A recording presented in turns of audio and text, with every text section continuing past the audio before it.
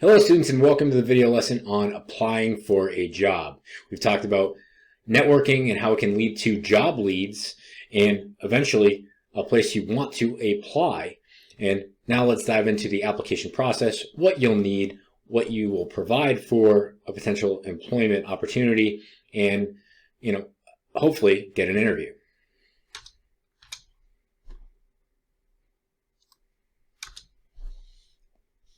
So applying for a job. First, most employers use job applications as a way to screen potential candidates. This is where you provide basic information about the skills that you have, and it'll also ask questions about your work experience and education and potentially your interest to get to know more about you.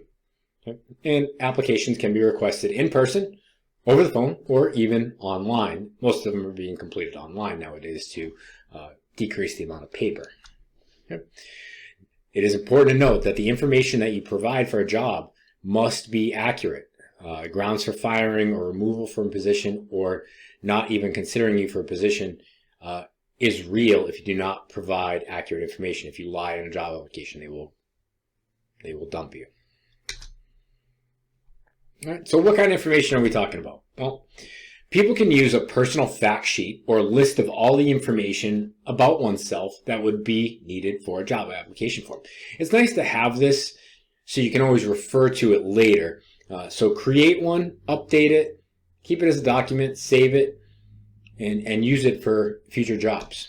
Now, what's on it? Well, your name, phone number, address, maybe a social security number, especially you want to keep that private, but keep that in an area where you know, because jobs will look for that.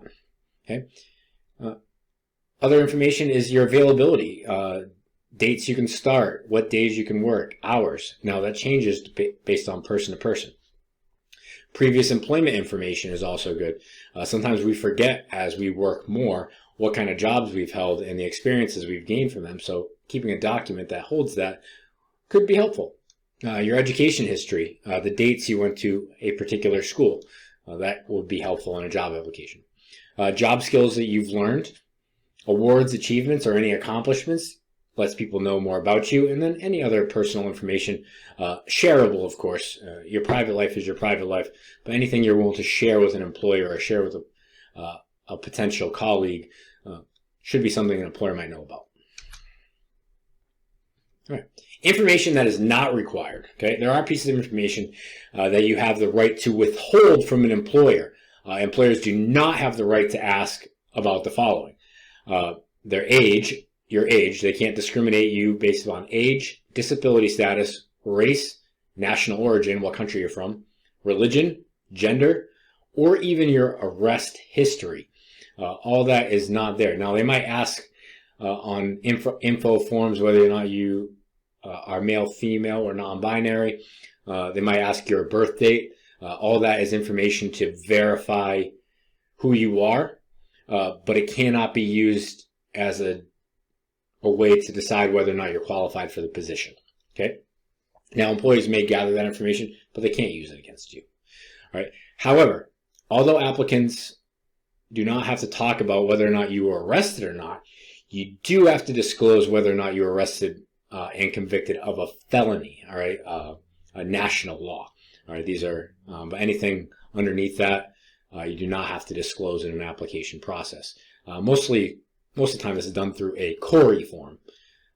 You might have heard these before. All adults usually have to take it when they're working with kids or other people. So let's your potential employer know if you're a criminal or not. All right, so one thing they always ask about on an application is references. Well, what are they? References are people who will recommend you to an employer. These people that vouch for you, they defend you. They think that you're a quality person that can have or work that potential job. Okay, so what are some examples? Teachers, counselors, coaches, organization leaders that may have helped, that you may have volunteered for, former employers, especially if you've worked at a job for a very long time, and then mentors.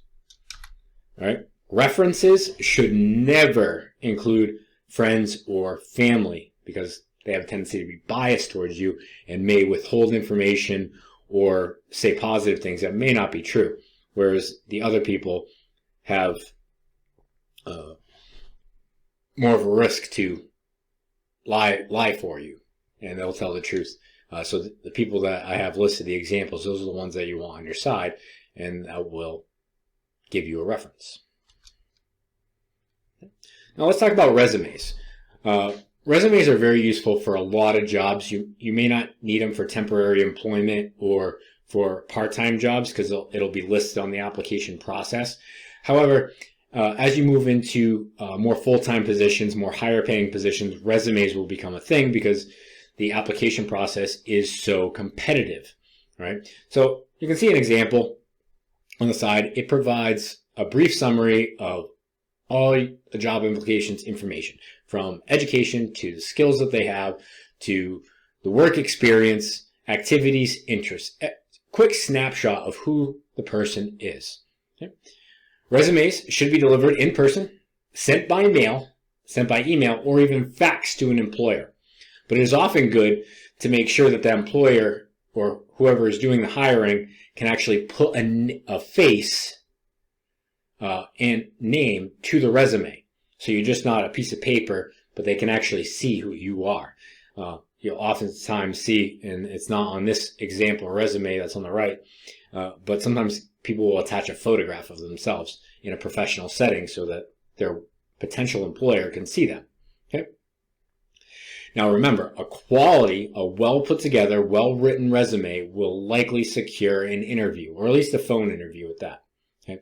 A poorly written, disorganized resume may ruin a person's chances altogether of getting an interview. It depends on how desperate the employer is looking for a job, but if they're taking people that are not organized and not put a quality resume forth, it may not be a place you would want to work. So keep in mind, you want to do a very nice resume. You want to look professional and do the best you can with it. All right, so here's some suggestions, some do's and don'ts on a resume. Do: highlight your skills, your job experiences, your education, and your achievements. Any information that would be helpful and positive for a potential employer. Don't: make sure you don't put negative information. All right, that's not something you want to do. A resume and job application should highlight you, not put you down. Make sure you have a list of references, or indicate that you'll provide them upon their request should they want them. Okay? Whatever you do, do not provide an application without references or references that have friends and family. They may not think you are reliable enough if people that you've worked for prior or other coaches or teachers cannot defend your character. Keep it simple, concise, and no more than 1 page long. A lot of times employers just want to be able to look at it, get a quick snapshot, and decide whether or not you are worth interviewing. Okay? Whatever you do, do not exceed 1 page. Applications, they can come in piles, and they don't want to have to sift through a lot of information. So too much information, they just might toss it away, whether or not people think that's fair or not. Okay? Make sure you use a proper format. There are plenty of templates out there that you can go off of and use as examples, and keep it professional. Whatever you do, do not use any crazy fonts or colors or even templates. I'm finding a lot of companies just like you to organize it how you see fit, because that shows them what kind of organizational skills and technology skills that you have. So if you use example templates that are there in all kinds of crazy fonts and colors, you're doing a lot to try to get attention, and that may not be what they're looking for. Okay. Make sure you proofread your resume for mistakes and errors. The worst thing you can do is send something off with a ton of grammatical errors and spelling. Okay, so make sure you take care of that. Okay, and then you want to type out your resume. It's clear, it's legible, which means you can read it. All right, and it's just professional looking. Most professional documents are done by type now. Okay, and do not use a handwritten resume, please. Okay.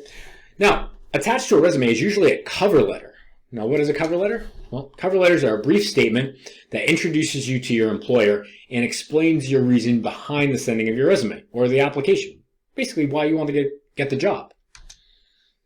The letter should show your understanding of the company to which you are applying. So you don't want to apply to a company blindly. You want to know what they're about and how you can fit into that position. The letter should also highlight and emphasize your skills and the facts that make you a qualified candidate for the position that they are seeking. Right? So defend yourself. Tell them why they should hire you more than anybody else. And that's what a cover letter is. Okay? It should be informative but concise. Again, no more than a couple of paragraphs. All right? 1 page with your resume. They read the letter. They look at the resume. They decide whether or not they want to interview you. All right, so what are the parts of a cover letter? All right, most people understand paragraphs. So we're going to think about this as a 3-paragraph document. We have a beginning, a middle, and an end. Now, it doesn't have to be crazy long, but most paragraphs are about 5 sentences, and you should be able to get this done in about 15 to 20 sentences and really explain who you are and why you're applying for the job. Okay, so the beginning. This is referred to as the opener. This explains the purpose of the letter, basically why you're applying, who the applicant is, who you are. It expresses the job title that you are pursuing. So some companies might have multiple positions open. This is where you say, I'm applying for this position and not that position. Okay? And then some places, companies have more than one location. So are you trying to work at location A or location B? Okay? Some companies are only in one location, so it's easy. But you need to describe that and be specific. Okay? And then explain how you learned about the position. Right? Whether it was through an ad, someone had referred you to look at it because they felt you would be qualified. Something like that. Okay? Then you get the middle. This is referred to as the body. This will highlight all your personal qualities, skills, and experiences. And you use this part to really persuade the reader, right, your potential employer, that the job is a good fit for you, right? So really put in, this is where you defend yourself, your character, and your skills. And then you want to end, all right, it's the closing. Explain how you'll follow up on the application, whether or not you will call back or you look forward to hearing from them. And then include contact information. If it's not on a letterhead, all right, sometimes it'll be in a letterhead that you have right at the top. All your information will be there. But if it's not, you can put your contact information towards the end. And then you always want to thank them for their consideration and taking the time to read your application, because it is a time-consuming process, and most companies hate hiring. They love to find candidates quickly, easily, and if you're strong and have a great resume and great cover letter, you make their job so much easier, and they can be so thankful for it. Now, just because they like your application doesn't mean you have the job yet. This is where they bring you in for the interview. Okay? Now, there are 2 types of interviews, and most people don't realize this, but they are conducted by employers: the phone interview and the in-person interview. The phone interview always verifies the applicant's information and is likely a precursor to the final in-person interview.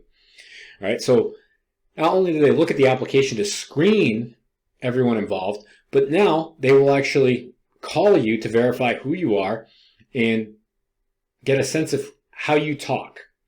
And then if they like what they hear, they will schedule a in-person interview to see how you dress and how you put yourself together and think on your feet. Okay? Remember, interviews are always designed to discover everything about you, all right, the applicant, and how it relates to their current job opening, work environment, and company goals. They only want to bring people in that they feel can benefit the company, benefit the workplace, right, and improve them and you in one sitting. That's a lot. Interviewers always notice a few things: your physical presentation, how you dress, your communication skills, how you talk, eye contact, your posture. They always test your thinking skills, how you can think on your feet, and they get a sense of your personality during the meeting. All of these things together will decide whether or not they want to hire you and bring you a part of their team.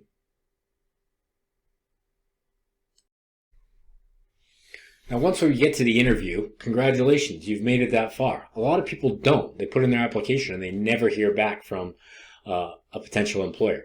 So getting the interview is great, but what can make it better? Well, here are some tips. First, be on time. Show up 10 to 15 minutes early. Prepare for traffic or delays. Okay? So if you think there might be traffic, leave earlier. Dress appropriately. Dress for the job you want.